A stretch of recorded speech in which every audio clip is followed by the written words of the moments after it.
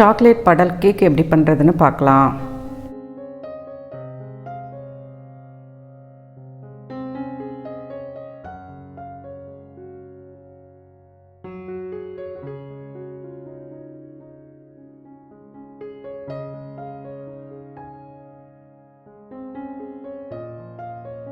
Six inches square டின் எடுத்து oil தடவி Greece பண்ணிவிட்டு பட்டர் பேப்பர் போட்டு எடுத்துக்கிறேன். இந்த கேக் பண்ணுறதுக்கு எக் பேஸ் ரெசிபி இல்லை எக்லெஸ், இது ரெண்டில் எது வேணாலும் நம்ம எடுத்துக்கலாம். நான் இன்றைக்கி வந்து எக்லெஸ் ரெசிபி தான் செஞ்சு காட்ட போகிறேன். பவுடர் பண்ண ஜீனி, மைதா, baking powder, baking soda, cocoa powder இது எல்லாத்தையும் சேர்த்து ஒரே பவுல்லையே நல்லா மிக்ஸ் பண்ணிக்கிறேன். இந்த ரெசிபி பண்ணுறதுக்கு எந்த ஆர்டரும் கிடையாது, நம்ம எப்படி வேணாலும் பண்ணலாம். இது கூடயே பால், ரீஃபைண்ட் ஆயில், வெனிலா எசன்ஸ் இது எல்லாத்தையும் சேர்த்து வயர் விஸ்க் வச்சு நல்லா மிக்ஸ் பண்ணிக்கிறேன்.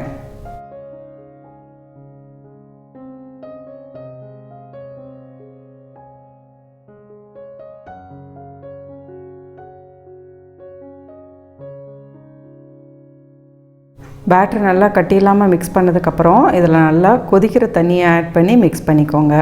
இந்த தண்ணி நீங்கள் சேர்க்குறப்ப கேக்கோட கலர் வந்து நல்லா டார்க்காக கிடைக்கும், கேக் மேலே நல்லா சாஃப்டாக இருக்கும்.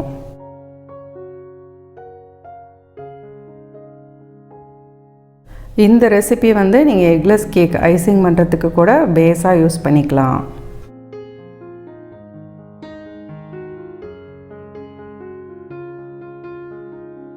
இந்த பேட்டரை டின்னில் சேர்த்துக்கிறேன். 185க்கு 10 நிமிஷம் ப்ரீஹீட் பண்ண ஓடிஜியில் இந்த பேட்டரை வச்சுட்டு 20லேருந்து 30 நிமிஷம் பேக் பண்ணி எடுத்துக்கிறேன். பேக் பண்ணுறப்ப 2 ராடும் ஆனில் வச்சு செட் பண்ணி பேக் பண்ணிக்கோங்க.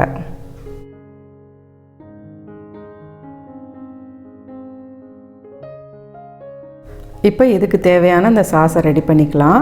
கொக்கோ பவுடர், கார்ன்ஃப்ளவர், அது கூடயே ஜீனி இது மூணையும் சேர்த்து முதல்ல நல்லா மிக்ஸ் பண்ணிக்கலாம். இந்த மாதிரி மிக்ஸ் பண்ணதுக்கப்புறம் தான் நீங்கள் பால் சேர்க்கணும். முதல்ல பால் சேர்த்திங்கன்னா அந்த கொக்கோ பவுடர் வந்து அது கூட மிக்ஸ் ஆகாது, நிறைய கட்டியாக வரும் உங்களுக்கு. அதனால் சுகர் கூட முதல்ல நல்லா மிக்ஸ் பண்ணிவிட்டு அதுக்கப்புறம் மீதி எல்லாத்தையும் சேர்த்துக்கோங்க. இது கூடயே பட்டர், சாக்லேட், பால் இது எல்லாத்தையும் சேர்த்து நல்லா மிக்ஸ் பண்ணிவிட்டு இதை அடுப்பில் வச்சு ஒரு 10 நிமிஷம் நல்லா கொதிக்க வச்சு எடுத்துக்கலாம். ஸ்லோ ஃப்ளேம்லேயே வச்சு நல்லா கொதிக்க வச்சுக்கோங்க. இதில் கார்ன்ஃப்ளவர் இருக்கிறதுனால டக்குன்னு அடியில் பிடிச்சிரும், அதனால் நல்லா கிண்டி விட்டுட்டே இருங்க. ஒரு 10 நிமிஷத்தில் ஒரு கொதி வந்துடும். அந்த ஸ்டேஜ் வந்ததுக்கப்புறம் அடுப்பு அமர்த்திடலாம். இதில் கார்ன்ஃப்ளவர் இருக்கிறதுனால நல்லா திக்காக இருக்கும் உங்களுக்கு சாஸ் வந்து. இந்த சாஸ் வந்து டேஸ்ட் வைஸ் ரொம்ப சூப்பராக இருக்கும். உங்களுக்கு டார்க் காம்பவுண்ட் வேணாம் அப்படின்னு நினைக்கிறீங்கன்னா மில்க் காம்பவுண்ட் கூட யூஸ் பண்ணிக்கலாம். ப்ரௌனிக்கும் இந்த சாஸ் வந்து நீங்கள் யூஸ் பண்ணிக்கலாம். இந்த சாஸ் வந்து இதே கன்சிஸ்டன்சிலே தான் இருக்கும் உங்களுக்கு. இதில் பால் சேர்த்துருக்கிறதுனால ஒரு 7 to 8 மணி நேரம் மட்டும் ரூம் டெம்பரேச்சரில் நம்ம வச்சுக்கலாம். கேக் பேக் பண்ணி வெளியே எடுத்ததுக்கப்புறம் அது ரூம் டெம்பரேச்சருக்கு வர வரைக்கும் கண்டிப்பாக ஒரு துணி வச்சு மூடி வைக்கணும். அதுக்கப்புறம் டீமோல்ட் பண்ணிவிட்டு நமக்கு அந்த மேலே இருக்க போர்ஷன் அன்இவனாக இருக்குது பார்த்திங்களா, அதை மட்டும் கட் பண்ணி எடுத்துக்கிறேன். ஏன்னா இது எக்லெஸ் ரெசிபி தான், அதை கட் பண்ணாமல் கூட நம்ம யூஸ் பண்ணிக்கலாம்.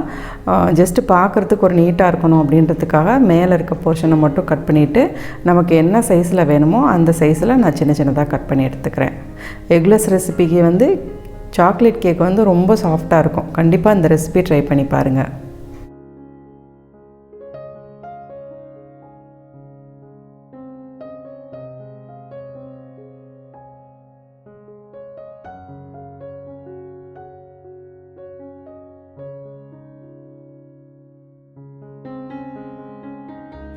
இந்த கேக்கோட ஷெல்ஃப் லைஃப் பார்த்திங்க அப்படின்னா கேக் தனியாக சாஸ் தனியாக நம்ம வச்சுருக்கோம் அப்படின்னா ஃப்ரிட்ஜில் சாஸ் வந்து ஸ்டோர் பண்ணி ஒரு 4-5 நாள் வரைக்கும் வச்சுக்கலாம். கேக் வந்து ரூம் டெம்பரேச்சரில் ஒரு 2 நாள் வரைக்கும் வச்சுக்கலாம். இது ரெண்டையும் சேர்த்து நம்ம சர்வ் பண்ண போகிறோம் அப்படின்னா கண்டிப்பாக ரூம் டெம்பரேச்சரில் ஒரு நாள் வரைக்கும் வச்சுக்கலாம். அதுக்கு மேலே வேணும் அப்படின்னா ஃப்ரிட்ஜில் தான் நீங்கள் ஸ்டோர் பண்ணுற மாதிரி இருக்கும். ஏன்னா அதில் பால் சேர்த்துருக்கிறதுனால டக்குன்னு கெட்டு போயிடும். அதுக்கு மேலே தேவைப்படுது அப்படின்னா ஃப்ரிட்ஜில் ஸ்டோர் பண்ணி யூஸ் பண்ணிக்கோங்க. ஒரு பவுலில் நமக்கு தேவையான கேக் ஸ்லைஸை கட் பண்ணி இந்த மாதிரி எடுத்துகிட்டு அது கூடயே இந்த சாஸ் வந்து நல்லா சூடாக இருக்கிறப்ப சர்வ் பண்ணுங்கள். அது கூட ஒரு ஐஸ்கிரீம் வச்சு சாப்பிட்டாலும் நல்லாயிருக்கும். இல்லை ப்ளைனாக சூடாக இருக்க சாஸ் கூட இந்த கேக்கோட சாப்பிட்றதுக்குமே ரொம்ப நல்லாயிருக்கும் டேஸ்ட்டு. இந்த கேக் பீஸ் ஒரு 4 கூட அந்த சாக்லேட் சாஸும் சேர்த்து இங்கே 100 ரூபாய்க்கு கொடுக்குறாங்க. அதே ரேட்டுக்கே நம்மளும் கொடுக்கலாம். பேக் பண்ணுறதுக்கு தேவையான திங்ஸ் எல்லாம் வாங்குகிற மாதிரியான ஒரு வெப்சைட் ஒன்று நான் ஆரம்பிச்சிருக்கேன். அந்த வெப்சைட்டில் பேக்கிங்க்கும் பேக் பண்ணுறதுக்கான மெட்டீரியல்ஸ் எல்லாமே உங்களுக்கு அவைலபிளாக இருக்குது. நான் வீடியோவில் காட்டுற திங்ஸ் எல்லாமே மேக்ஸிமம் அதில் இருக்கும். உங்களுக்கு தேவைப்படுது அப்படின்னா நீங்கள் வந்து செக் பண்ணி இதில் ஆர்டர் போட்டுக்கலாம். வெப்சைட்டோட லிங்க் வந்து கீழே டிஸ்கிரிப்ஷனில் கொடுத்துருக்கேன், செக் பண்ணிக்கோங்க. மதுரையில் ரெகுலராக நான் ஆஃப்லைன் கிளாஸ் எடுத்துகிட்டு தான் இருக்கேன். 1 டே கிளாஸ் தான் இருக்கும். மேக்ஸிமம் காலையில் ஒரு 10:30க்கு வந்தீங்கன்னா 2 மணிக்குள்ளாகவே முடிஞ்சிடும். உங்கள் ஒரு ஆளுக்கு மட்டும்தான் கிளாஸ் இருக்கும். 1-on-1 கிளாஸ் அப்படின்றதுனால உங்களுக்கு கிளாஸ் வந்து ரொம்ப கிளியராக இருக்கும்.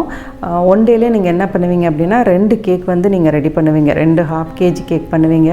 ஃபுல் கேக்கும் நீங்களே பண்ணணும். நீங்கள் வந்ததுக்கப்புறம் உங்களுக்கு பிரிண்ட் அவுட் நோட்ஸ் கொடுத்துருவேன். அந்த ரெசிபி பார்த்து ஃபுல் கேக்குமே நீங்களே பண்ணிவிட்டு ஓடிஜி எப்படி யூஸ் பண்ணுறது அப்படின்றதும் உங்களுக்கு கிளியராக சொல்லி கொடுத்துருவேன். கேக் பேக் பண்ணி முடித்ததுக்கப்புறம் அதை கட் பண்ணி எடுத்துகிட்டு அதை க்ரீம் ரெடி பண்ணி ஃபுல் கேக்கும் ஐசிங் பண்ணி எடுக்கணும். அதாவது ஒரு பர்த்டே கேக்காக அதை டெக்கரேட் பண்ணி நீங்கள் எடுக்கணும். இது எல்லாமே நீங்கள் முடிச்சுட்டு நீங்கள் போகிறப்ப அந்த 1 kg கேக்கையுமே எடுத்துகிட்டு போகலாம். அந்த பேஸ் யூஸ் பண்ணி மித்த ஃப்ளேவர்ஸ்லாம் எப்படி பண்ணணும் அப்படின்ற ஐடியாவுமே நான் உங்களுக்கு கொடுத்துருவேன். கிளாஸ் முடித்ததுக்கப்புறமும் என்னோடய சப்போர்ட் உங்களுக்கு இருக்கும். நீங்கள் ஒரு ஆள் மட்டும் வந்து படிக்கிறப்ப உங்களுக்கு கிளாஸ் வந்து ரொம்ப கிளியராக இருக்கும். இன்ட்ரெஸ்ட் இருக்கிறவங்க கீழே இருக்க குரூப்பில் ஜாயின் பண்ணிக்கோங்க.